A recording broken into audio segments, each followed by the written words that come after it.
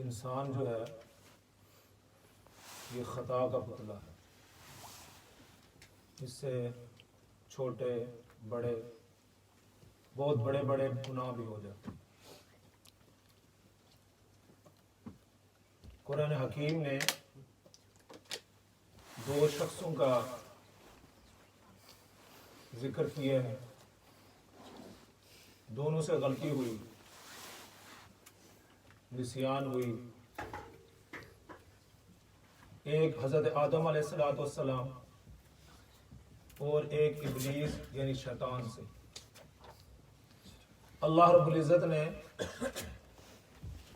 جب فرشتوں کو یہ حکم دیا وَإِذْ قُلْنَا لِلْمَلَائِكَةِ اسْجُدُوا لِآدَمَ فَسَجَدُوا إِلَّا إِبْلِيسَ، جب اللہ رب العزت نے انسان کو تخلیق کیا تو فرشتوں کو حکم دیا کہ اسجدوا لآدم، کہ آدم کو سجدہ کر۔ تمام کے تمام جو فرشتے تھے وہ سجدہ کے اندر گر گئے، الا ابلیس، لیکن ابلیس نے انکار کر دیا، اس نے اللہ کے حکم کی خلاف ورزی۔ تو اللہ رب العزت نے اسے پوچھا قال ما منعك الا تسجد اذ امرتك، جب میں نے تجھے حکم دیا تھا سجدہ کرنے کا تو نے میرے حکم عدولی کیوں کی، خلاف ورزی کیوں کی؟ اس نے آگے سے اپنے گناہ کا، اپنی غلطی کا اعتراف نہیں کیا کہ میں نے، مجھ سے غلطی ہو گئی تو میں اللہ تجھ سے معافی چاہتا ہوں۔ اس نے آگے سے کھڑے ہو کے کہا قال انا خیر منہ خلقتنی من نار وخلقتہ من طین، اے اللہ تو نے مجھے آگ سے پیدا کیا، وخلقتہ من طین، اور آدم کو مٹی سے پیدا کیا۔ مٹی اور آگ کا کیا جوڑ ہے؟ آگ کی بلندیاں، آگ کی رفتیں دیکھیں، آگ تو جلا کر بسم کر دیتی، مٹی تو ہر وقت پاؤں میں پڑی رہتی ہے۔ میرا اس کا مقابلہ کیا ہے؟ تو تکبر کیا، واستکبر، تکبر کیا اور اپنی بڑائی کو بیان کیا اللہ کے سامنے کہ میں اس سے بہتر ہوں۔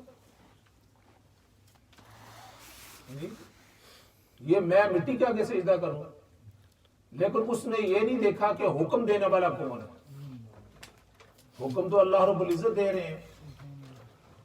وہ مٹی کے آگے کریں، کسی درخت کے آگے کہیں، کسی پہاڑ کے آگے کہیں، دیکھنا تو یہ حکم کس طرح ہے۔ جب اللہ رب العزت نے حکم دیا ہے تو پھر آپ کو اپنا اس کا حکم ماننا ہے۔ اللہ نے حکم دیا ہمیں رمضان مبارک کے اندر آپ نے دن کو پانی نہیں پینا، پانی تو حلال چیز، حرام تو ہے نہیں، آپ نے کھانا نہیں کھانا، یہ ساری چیزیں ہمارے لیے حلال ہیں، لیکن کہا یہ میرا حکم آ گیا ہے، پانی کی بوتل صبح سے شام تک پڑی رہی، آپ نے اس کو پینا نہیں، آپ نے اس کے قریب نہیں جانا۔ کیوں؟ یہ اللہ کا حکم، حلال چیز ہے، حرام بھی نہیں ہے۔ تو فرمایا کہ جب میں نے حکم دیا قال ما منعك الا تسجد اذا امرتك قال انا خیر منہ خلقتنی من نار وخلقتہ من طین، تو آپ تکبر کیا اور اللہ کے حکم کی خلاف ورزی کی، تو اللہ رب العزت نے اس کو راندہ درگاہ کر دیا۔ پھر اس نے اس پر بھی بس نہیں کی، کہا کہ قال انظرنی الی یوم یبعثون، اے اللہ مجھے قیامت تک تو مہلت دے، میں تیرے بندوں کو ان کو گمراہ کروں۔ ہاں الا عبادک منہم المخلصین،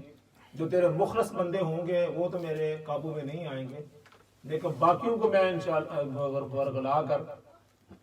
تیرے دربار سے ان کو دور کر دوں گا اور ان کو جہنم کے اندر لے کر جاؤں گا۔ اور دوسرا جس کا ذکر کیا وہ آدم علیہ السلام،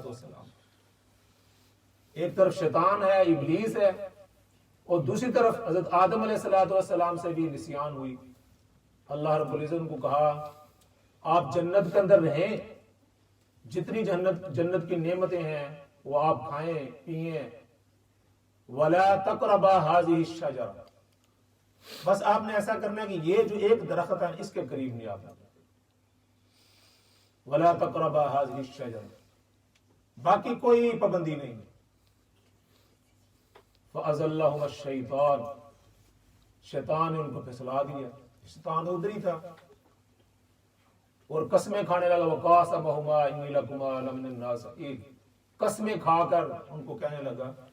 کہ اگر آپ یہ کھا لیں گے اس درخت کو تو آپ فرشتہ بن جائیں گے اور آپ جنت کے اندر ہمیشہ ہمیشہ کے لیے رہیں گے، تو پورا من الخالدین، آپ ہمیشہ ہمیشہ کے لیے جنت میں رہیں گے اور آپ فرشتے بن گئے۔ حضرت آدم علیہ السلام کا ذہن اس طرف نہیں گیا میں فرشتہ بن کے کیا کروں گا، فرشتے مجھے سجدہ کر رہے ہیں، جی فرشتے تو میرے نیچے ہیں، فرشتے تو انسان کے ان کی تابع دار ہیں، ان کی خدمت گزار ہیں، یہ تو میرے پاؤں میں پڑ گئے ہیں، مجھے انہوں نے سجدہ کیا ہے، تو لیکن ان کا ذہن اس وقت اس طرف نہیں تھا، لیکن اپنی غلطی کا اپنے جو ان سے نسیان ہوا اس کا انہوں نے اعتراف کیا۔ تو جب حضرت آدم علیہ السلام سے لغزش ہوئی تو انہوں نے یہ نہیں کہا کہ میں اس پر، انہوں نے اصرار نہیں کیا،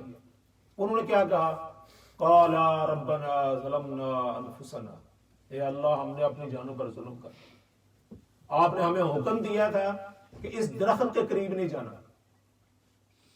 لیکن ہمیں شیطان نے پھسلا کر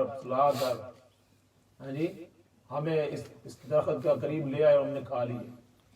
لیکن ہم اپنی غلطی کا اپنی لغزش کا اعتراف کرتے ہیں، ربنا ظلمنا انفسنا وَإِن لَّمْ تَغْفِرْ لَنَا وَتَرْحَمْنَا لَنَكُونَنَّ مِنَ الْخَاسِرِينَ، یا اللہ اگر ہم نے اپنی جانوں پر ظلم کیا، اگر تو نے ہمیں بخشا نہ، تو نے مہربانی نہ کی، لَنَكُونَنَّ مِنَ الْخَاسِرِينَ، ہم جو ہے نا خسارہ کرنے والے سے۔ تو اس آج کے درس سے یہ پتا چلا، ایک تو اپنی بڑائی بیان نہیں کرنی کہ بھائی میں بڑا ہوں، بڑا کس حساب سے، آدمی کس حساب سے بڑا ہوتا ہے، قوم کے لحاظ سے، میں راجہ ہوں، میں جٹ ہوں، میں چودھری ہوں، یہ جو ہے نیچی قوم والا ہے جی، یہ چھوٹی قوم والے لوگ ہیں، یا انسان کے اندر یہ پیدا ہوتی ہے کہ بھئی میں مال و دولت والا ہوں، میرے پاس بڑی بڑی گاڑیاں ہیں، بڑی بڑی کاریں ہیں، بڑی بڑی میرے مکان ہیں، میری بڑی کوٹھیاں ہیں، یہ مال دولت اور اپنی قومیت، ہمارے ہاں اکثر ہم جب بولتے ہیں بھئی اس کی کیا ضرورت ہے، اس کی وہ میں اس کو کیا جانتا ہوں، وہ کمی کمینہ، ہم الفاظ بھی استعمال کرتے، اس کی کیا ضرورت ہے میرے سامنے کھڑا ہو، کیوں، میری قوم اونچی ہے، میں راجے میں سے ہوں، میں ملک میں سے ہوں،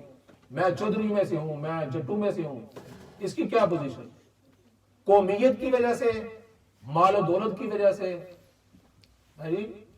حسب و نسب کی وجہ سے، اور اپنے عہدے کی وجہ سے، کسی کو ذرا عہدہ مل جاتا ہے، بھائی میں چیئرمین ہوں اس علاقے کا،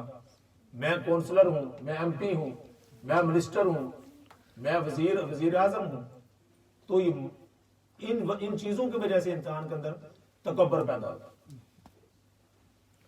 تو فرمایا ان چیزوں پر تکبر نہیں کرنا، جو تکبر کرے گا اللہ رب العزت کو منہ کے بال جو ہے نا نیچے گرا دے، جس طرح شیطان کو گرایا۔ لیکن حضرت آدم علیہ السلام نے جب ان سے لغزش ہوئی تو انہوں نے اپنی غلطی کا، اپنی لغزش کا اعتراف کیا، اللہ رب العزت ان کو بلند کر۔ تو آج کے درس کا خلاصہ یہ ہے کہ جب بھی انسان سے کوئی غلطی ہو تو اس پر اطرانہ نہیں، تکبر نہیں کرنا، اللہ رب العزت سے معافی چاہنی ہے، اللہ سے معافی طلب کرنی ہے، اور آئندہ سے دعا کرنی ہے اللہ تعالیٰ ہمیں اس جو ہمارے سے غلطی ہوئی اللہ تو معاف فرما دے۔ جب یہ دعا کریں گے تو اللہ رب العزت ہمیں معاف فرما دیں۔ جب ہم توبہ کریں گے، فرمایا کہ عسیٰ ربکم ان یکفر عنکم، جب آپ توبہ کریں گے تو آپ کے گناہوں کو معاف کروں گا وَيُكَفِّرُ عَنْكُمْ سَيِّئَاتِكُمْ، نہ صرف تمہیں تمہارے گناہوں کو معاف کروں گا، وَيُدْخِلُكُمْ جَنَّاتٍ، تمہیں جنت کے اندر بھی داخل کروں گا۔ کون سی جنت؟ جنات تجری من تحتها الانہار، جس جنت کے نیچے نہریں بہہ رہی ہیں۔ غلطی بھی کی لیکن آپ نے غلطی کا اعتراف کیا، اللہ سے معافی مانگی تو اللہ نے گناہوں کو بھی معاف کر دیا اور ساتھ جنت بھی دے دی۔ اللہ تعالیٰ مجھے بھی اور آپ کو بھی اپنی غلطیوں کا اعتراف کرنے کی توفیق نصیب فرمائے اور توبہ کرنے کی توفیق عطا فرمائے۔ وآخر دعوانا الحمدللہ رب العالمین۔